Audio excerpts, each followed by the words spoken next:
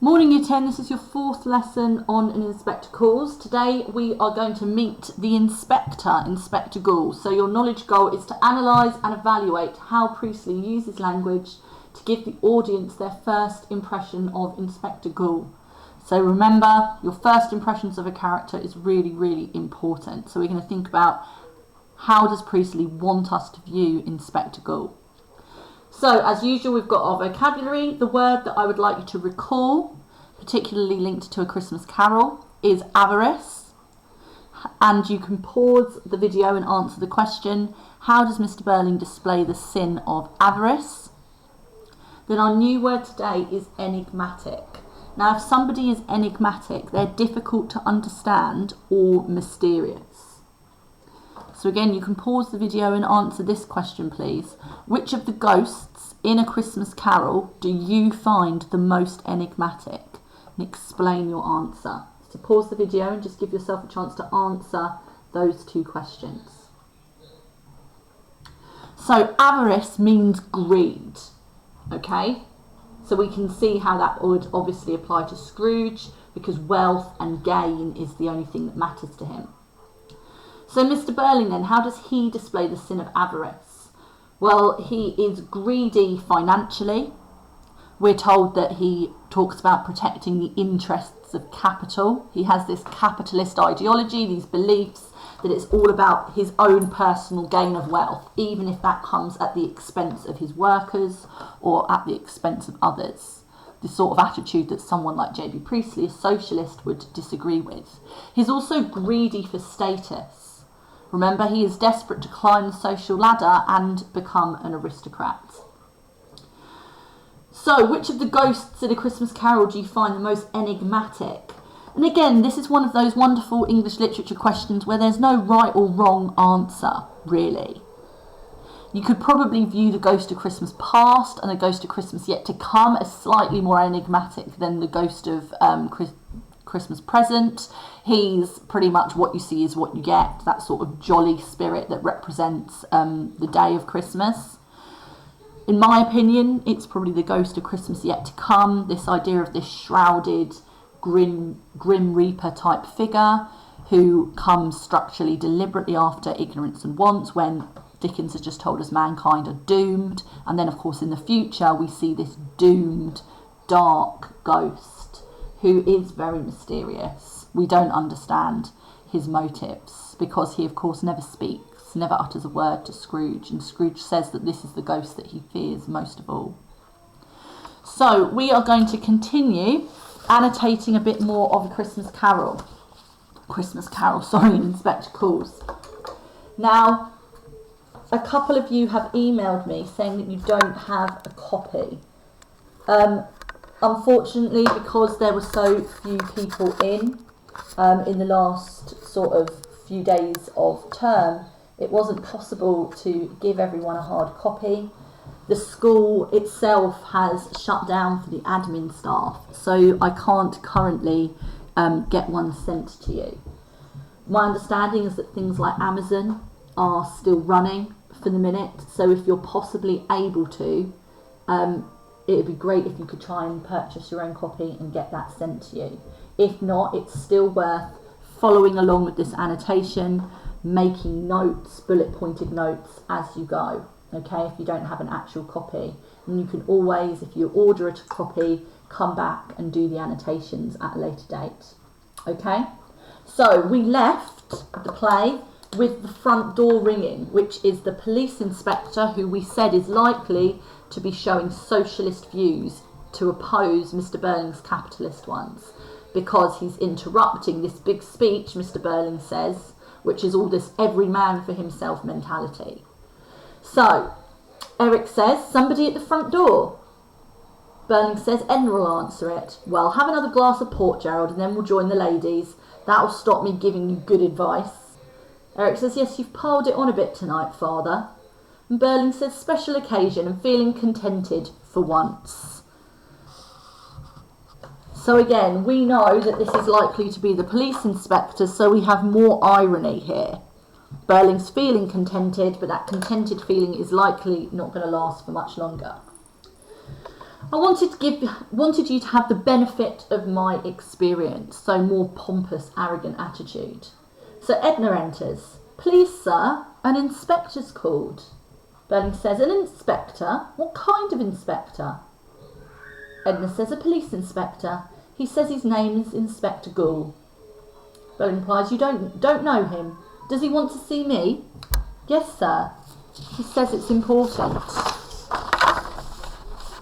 All right, Edna, show him in here. Give us some light. So Edna then goes out, and Birling says, I'm still on the bench, meaning that he's still involved in like the courts. And it might be something about a warrant. So Gerald says, likely to be sure, unless Eric's been up to something, nodding confidentially to Birling, and that would be awkward, wouldn't it? So he's referring here to the knighthood. And we know that if Mr. Birling doesn't get into trouble, he could have a knighthood. But we also have more foreshadowing, and we know that Eric's already been evasive earlier. Birling humorously says very. Now this is interesting. Eric is uneasy. So you'd think he'd only be uneasy if he has something to hide. Gerald says lightly, only something we were talking about. Sorry, Eric says, here, what do you mean? Quite defensive. And Gerald says, only something we were talking about when you were out. A joke, really. But Eric's still uneasy. Well, I don't think it's very funny. Birling sharply staring at him. What's the matter with you?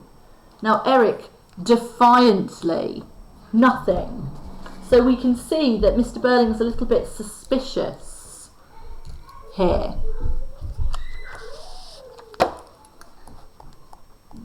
Okay, he's suspicious.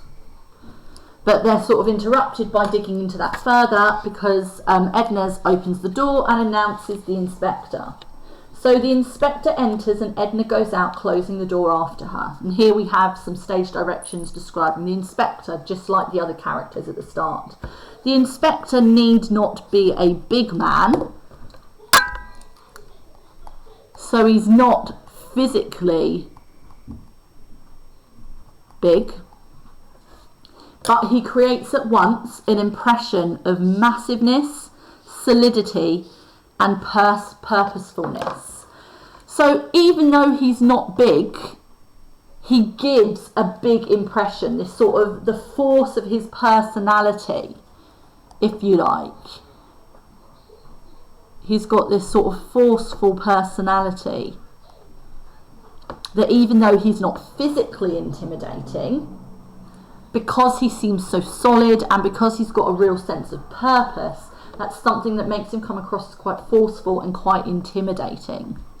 He is a man in his 50s, so again similar age to Mr. and Mrs. Birling, dressed in a plain, darkish suit of the period. So this idea of a darkish suit could make him quite enigmatic. Let's think about our vocabulary from the start.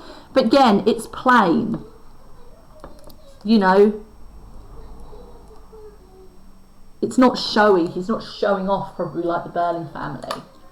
He speaks carefully, weightily, and has a disconcerting habit of looking hard at the person he addresses before actually speaking.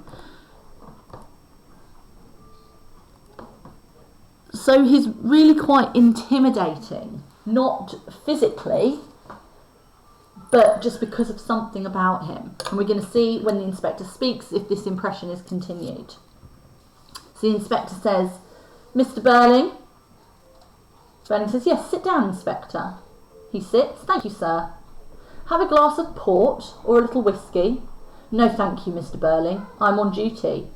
You're new, aren't you? Yes, sir. Only recently transferred. I thought you must be. I was an alderman for years and Lord Mayor 2 years ago, and I'm still on the bench. So I know the Bromley police officers pretty well, and I thought I'd never seen you before. So here Mr. Birling is reminding the inspector of his status. You know, I don't know you, you don't know me, but you should know I'm an important man. I'm not someone you want to cross. I'm someone powerful and important. So it's like he's reminding the inspector of his place. Now remember, the inspector would be lower middle class, okay, as a regular police inspector. So he has a lower status than the Birling family, and obviously even lower than Gerald. Now this is really important because the inspector would be expected to treat Mr. Birling and the other Birlings with respect, as if, you know, they are his betters. But let's see if the inspector chooses to behave like that or not. The inspector says, quite so. He's not intimidated by this or impressed. Burling says, well, what can I do for you? Some trouble about a warrant. A warrant is when you need to get permission to look in someone's house or to arrest. Inspector says, no, Mr. Birling. Birling says after a pause with a touch of impatience, well, what is it then? He already doesn't like the inspector's attitude.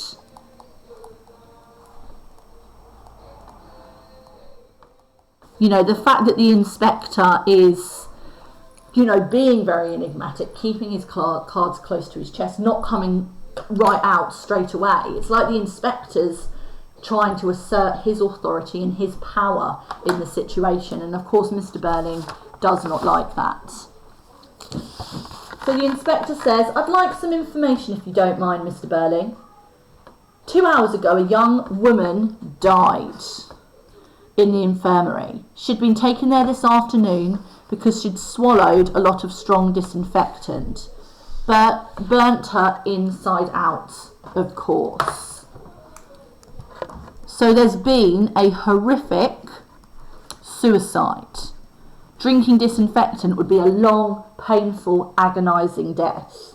That's why the inspector's here. The girl has committed suicide. Eric, involuntarily, my God. Now, if you do something involuntarily, you do it without sort of deliberately doing it. So it's interesting that Eric is the one who is horrified.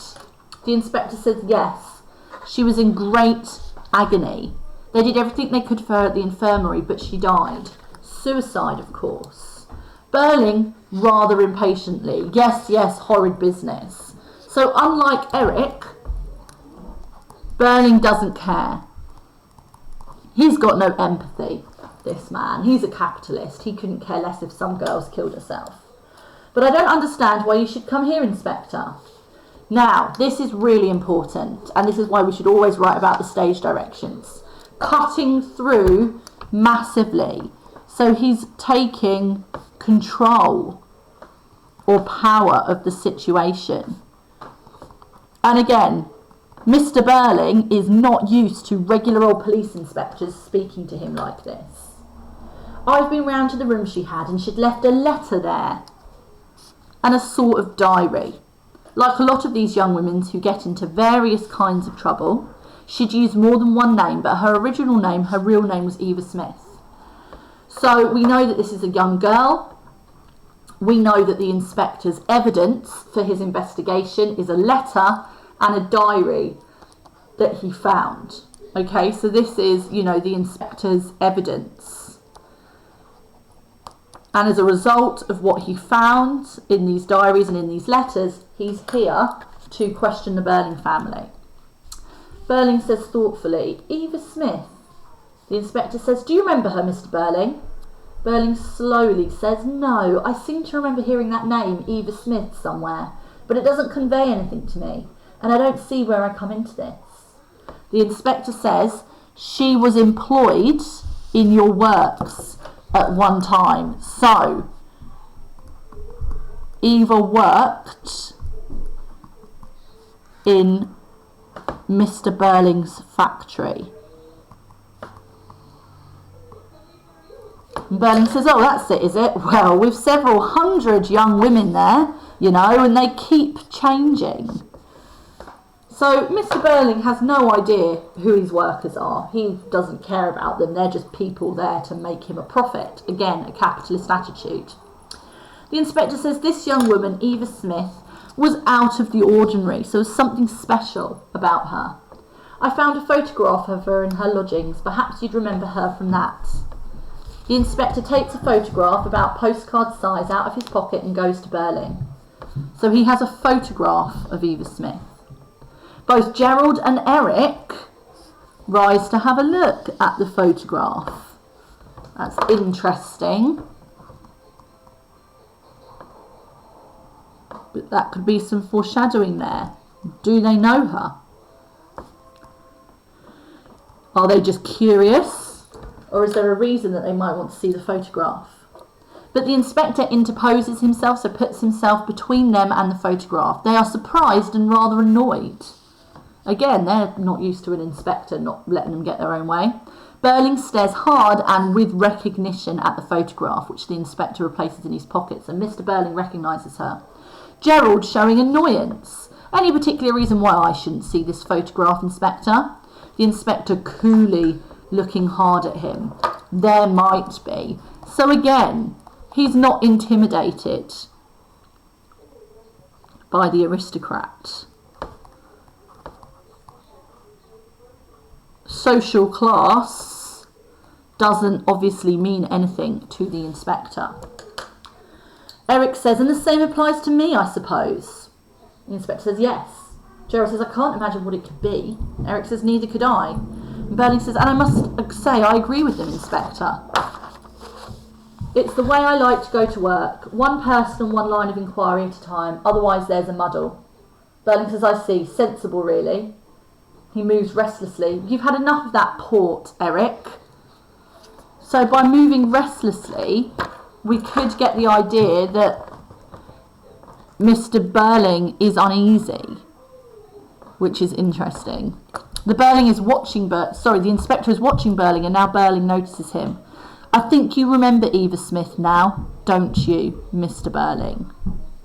So we're going to stop here. So, what I would like you to write is an explanation of your first impression of Inspector Goole. Now, if you want to write this as a sort of couple of mini PEs, that's absolutely fine. If you just want to write an explanation rather than an analysis, that's fine too. What I'm interested in is you looking at your annotations, look at what we've read today. What impression does Priestley give you of the inspector? So you might want to consider his physical appearance, that opening sort of stage directions when he appears, but also the way he talks to Mr. Birling, Eric and Gerald. Okay, the way that he is not intimidated. You also might want to talk about Priestley's intentions. Now, the important thing to remember about Inspector Goole is that the inspector represents Priestley's socialist views on stage. So everything the inspector says and everything the inspector does is directly representing the view of Priestley. So you need to view Mr. Birling and the inspector at completely separate ends of the spectrum. Okay, the inspector, like Priestley, believes in the principles of socialism, social equality, no sense of the class system, this idea of us all being part of one community and part of one collective. And Priestley wants us to side with and believe in the inspector and support his views. Because remember, the purpose of this play is to convert us to socialism, to make us more sympathetic to socialist views and ideology. Whereas Mr. Birling represents capitalism, everything Priestley believes is wrong with society. And that's why we're made to dislike Mr. Birling, to view him as arrogant and pompous and bombastic. Okay? So in your explanation, try and see if you can use our key word today, enigmatic. Okay? How is he presented as an enigmatic character? So then what I'd like you to do is email me or your class teacher your explanation of Inspector Goole. Okay? So, any questions, you know to let me or your class teacher know. Good luck.